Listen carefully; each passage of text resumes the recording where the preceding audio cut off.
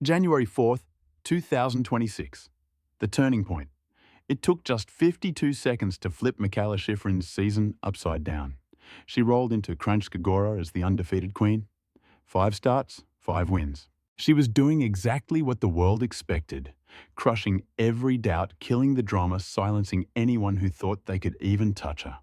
Then Camille Rast kicked out of the start gate. Before Rast even hit the final split, the script had flipped. Those green intervals weren't chasing Mikaela anymore. They were ripping the lead right out of her hands, first by hundredths, then tenths, then what felt like a lifetime in ski racing. At the finish line, she was short by 0.14 seconds. Shiffrin dropped to second.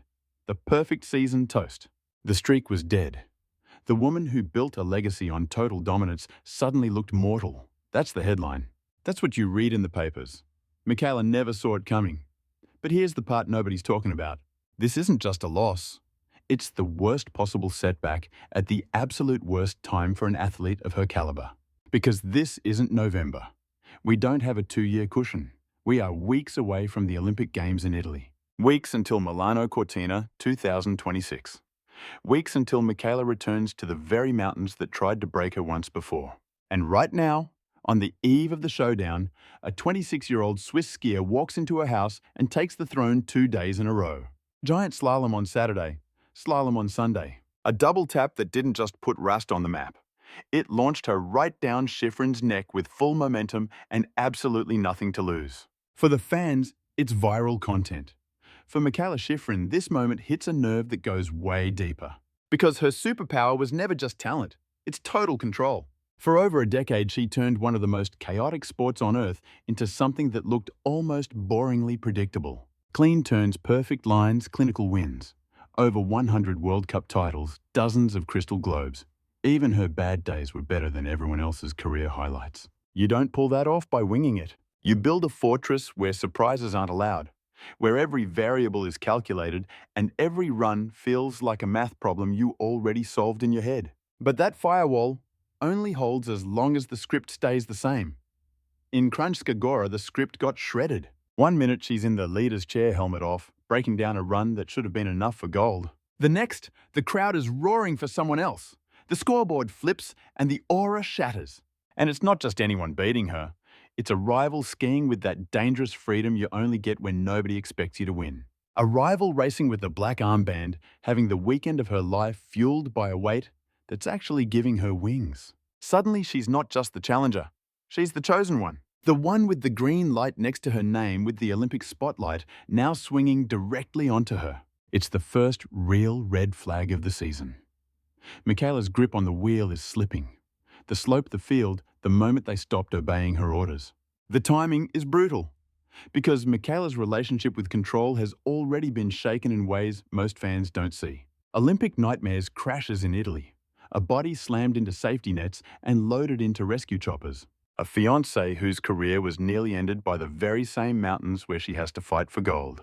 We're going to unpack all of it, because to understand why this loss in Slovenia weighs heavier than any win, before you have to see the full picture.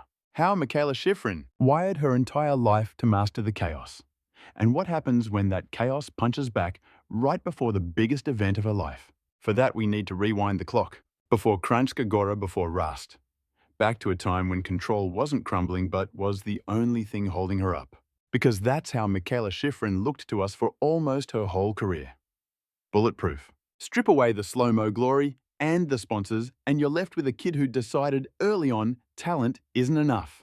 She didn't just want speed, she wanted to control every damn factor that could possibly go wrong.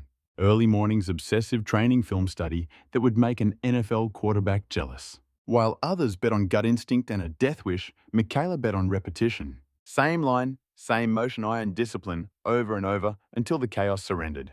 That's the only way you win over 100 World Cups in a sport where hundredths of a second are basically a coin flip. That's how you turn slalom, this wild ride on 2 planks, into a solved math equation. When she's in the zone, you don't ask if she's going to win. You feel like the mountain has to ask her for permission. But that kind of control, it's got a dark side. When you are the gold standard, the unbreakable icon built on perfection, failure isn't just a scratch, it is total annihilation. Beijing 2022. That was the moment the world watched the facade crumble in real time. She arrived as the face of the Games, the untouchable favourite. Gold medals were practically waiting at will call. Cameras glued to her face pressure through the roof. The result: 3 washouts in her signature events. 0 hardware. Instead, we got those searing images, Mikaela sitting in the snow, staring 1,000-yard stares, unable to process the collapse. Other athletes have off days. Shiffrin had a public autopsy performed in front of a global audience. Every turn, every split-second decision was dissected. You could practically reach out and touch her agony. This went beyond disappointment, it was pure horror. For someone who controls every variable, this simply wasn't supposed to happen. Not on that stage, not like that. Plenty of people labeled her a choker, but if you knew how she operated, you saw something else. It was the first structural crack in the legend she had written for herself. The mantra was simple: execute the plan, nail the prep, and the win follows. But the mountain, it doesn't care about your screenplay. Fast forward, and suddenly the snow starts hitting back physically too. Cortina. A nasty crash in the downhill slams her into the safety nets. Ironically, the exact venue where she is supposed to race in the Milano Cortina Games. Airlifted out. Genuine fear of death. In a moment like that, you aren't asking when you can ski again. You are asking, is my leg still attached? Am I going to make it? Then Killington. Another brutal impact with the barriers. Deep muscle trauma that leaves more than just physical marks. Another harsh lesson that you can never fully tame a sheet of ice at 70 miles an hour. Yet, she gets back up, proving that grit counts. But deep down, the tectonic plates have shifted. Once you have sat helpless in that Olympic snow, empty-handed, questioning who you are without the winds, that feeling never leaves you. You carry that shadow even on the glory days, even in the middle of a winning streak. That is the Mikaela Shiffrin we are watching this season. Still the greatest of all time, a machine when she is on, but the scars on her soul don't fit the old script. And that is exactly why the events in Slovenia are more than just a surprise. It hits right at the sore spot of her career. With the Olympics creeping closer and Cortina lurking like a ghost in the background, the pressure on that open wound is intensifying. Because Mikaela isn't just battling slalom poles and timing sensors anymore. She is racing against the fear that in the clutch, her greatest weapon, absolute control, might not be enough. But here is the plot twist most outsiders miss. This season isn't just about her own control. It is about a battle involving someone else, one she has zero power over. While she tries to steady her own narrative, the person she loves is fighting a war that makes World Cup standings look trivial. Aleksander Kilde isn't just her fiancé for cute Instagram posts. He is one of the premier speed racers of his generation and overall World Cup champion. A guy who lives in the danger zone where a single mistake at 80 miles an hour doesn't just cost you the race, it can end it all. January 2024. Wengen. Kilde crosses that line. A savage crash catch fences ice. His body twisted in the net at full velocity. When the medics and the chopper swarm in, nobody is thinking about race calendars or training blocks. It is about emergency surgery, shredded tendons, nerve damage. Months of rehab just to walk, let alone click into skis. And Mikaela isn't watching safely from the sidelines. She is in the trenches. She is living through it with him. Hospital rooms, shaky prognosis, that quiet, crushing dread you don't see on the broadcast. The terrifying question, will things ever be okay again? When control is your superpower, there is nothing worse than watching helplessly as the sport you dominate nearly destroys the person you love. Back to the present. He has fought his way back, standing at the gate, desperate to make the Norwegian cuts before the Olympic deadline. She is chasing history and redemption at those very same games. 2 careers, 1 household, and a clock that is ticking mercilessly for both. So when Mikaela locks into her bindings this season, the stakes are way higher than just the next gold. She is carrying the weight of Beijing on her shoulders.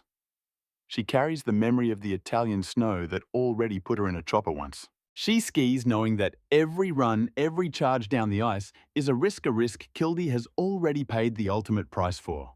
And just when it looks like she has pushed all that aside, just as she slips back into God mode, sweeping 5 of 5 slaloms and sitting comfortably on the throne, the sport delivers a brutal reminder that she isn't writing this screenplay alone. Camille Rast steps into the spotlight.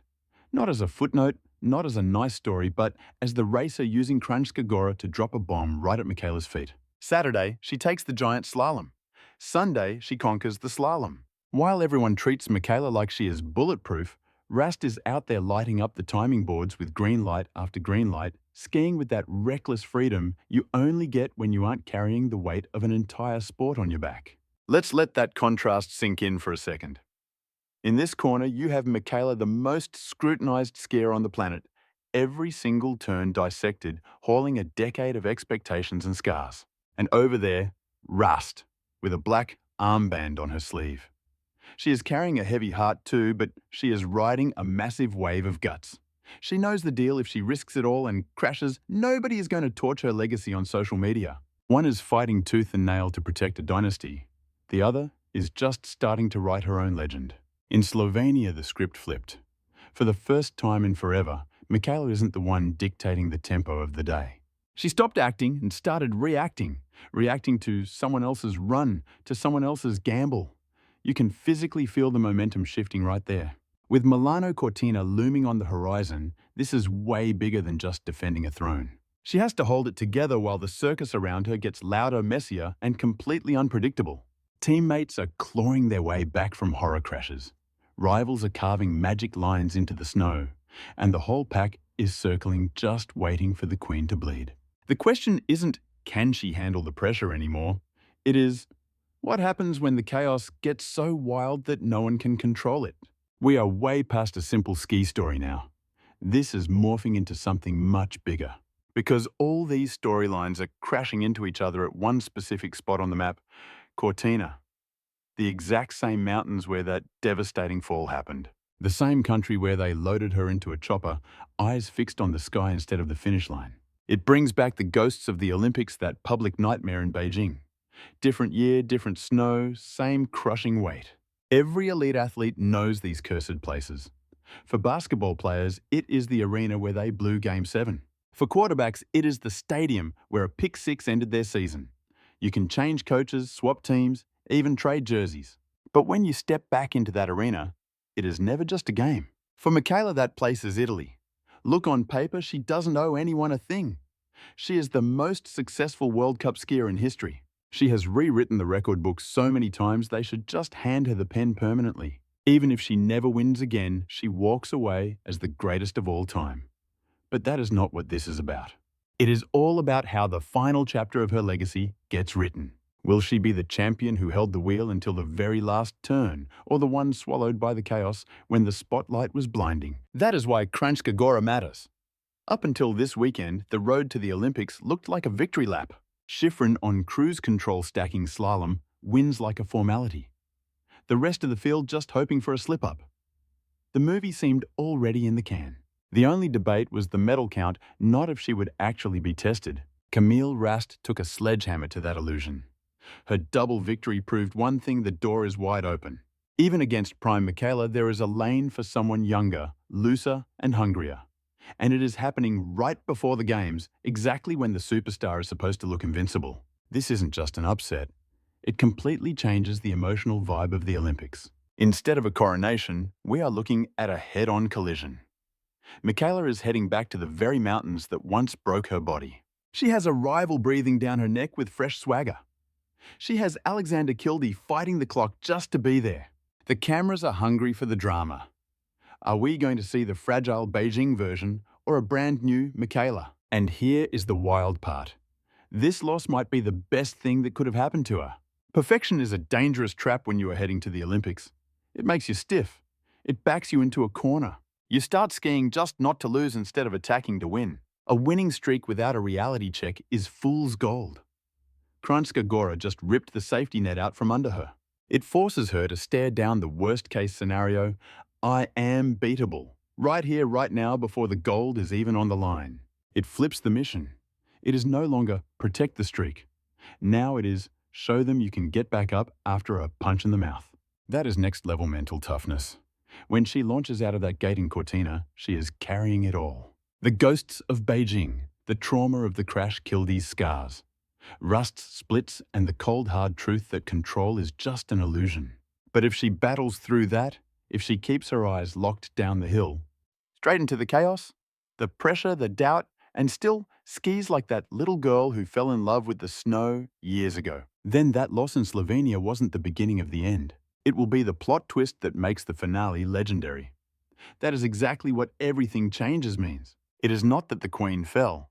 It is that for the first time in a long time, we have absolutely no idea how this thriller ends. Dancing on a razor's edge where a single heartbeat separates glory from disaster, that is the unforgiving line. It is Mikaela Shiffrin's playground and the ultimate rush for us. Craving more heat? You absolutely cannot look away from this next clip.